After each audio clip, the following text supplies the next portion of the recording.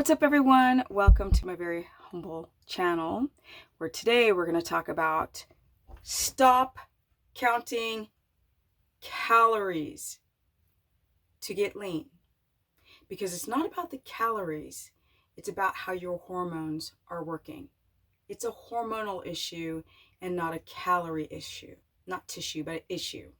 And the reason why I'm saying that, if you take 500 calories from Skittles and 500 calories from a ribeye, your body is going to break down the Skittles or the ribeye completely different by using different types of hormones.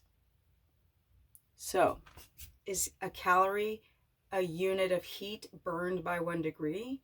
Well, that measurement doesn't make any sense if you have a thyroid problem, or you have an estrogen dominance issue, or a leaky gut issue, or a high blood sugar issue, an insulin issue. The thyroid is a big one with a lot of women as we get older. So how am I able to keep my body fat percentage down and keep the muscles, right? The muscles nice and developed, because it's all about my hormones. I get a lot of people doing a carnivore diet because they think they're going to lose some magical weight, or they'll fast and fast and fast, and then they'll have these doctors tell you that there are schedules different from a man than a woman to fast. So I just had a client, she was talking about fasting and how this particular doctor was expressing that, women have a different type of schedule. And I said, well, what would be the problem that a woman couldn't do a man's schedule of fasting? And she was a little perclumped. And I said, gluconeogenesis. The reason why we don't start talking about calories is because we have to start thinking about what happens to your hormones when you're not eating something. In nature, we would rest, digest, be communal, and then get ready for a hunt and conserve energy before we expend it. But we fast and count calories, right? We're counting calories, and then people are eating less. And then on top of that, they're fasting and they're expecting to get lean. But what you end up doing is burning muscle. That's what you don't want to do, because your muscles, right? Your muscles are endocrine producers and help the production of testosterone.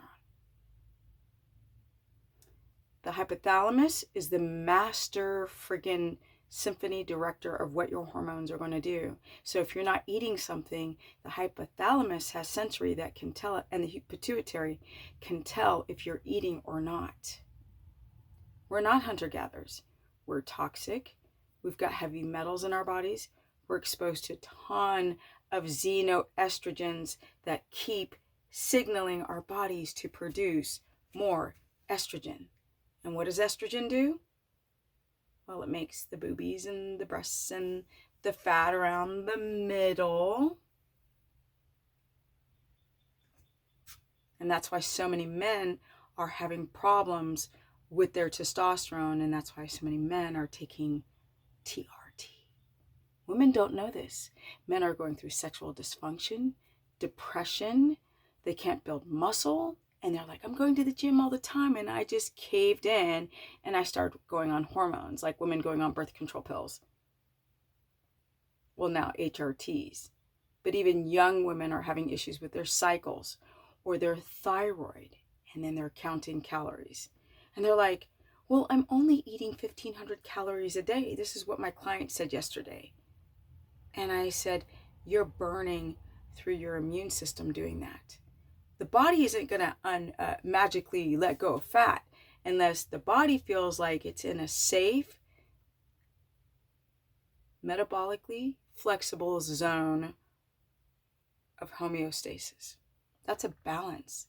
Sleep, circadian rhythm, getting your feet in the dirt, drinking quality water, not eating pesticides, get rid of the keto products, your multivitamins, all of this junk that we are exposed to with these xeno freaking estrogens, and then we're not eating enough. So when we don't eat enough, the thyroid goes, ooh, we're going to turn this down. And our reproductive system is going to shut down because of the adrenal system. Hypothalamus, pituitary, adrenal, thyroid axis. So while you guys are counting calories, you're destroying your immune system. And think about it.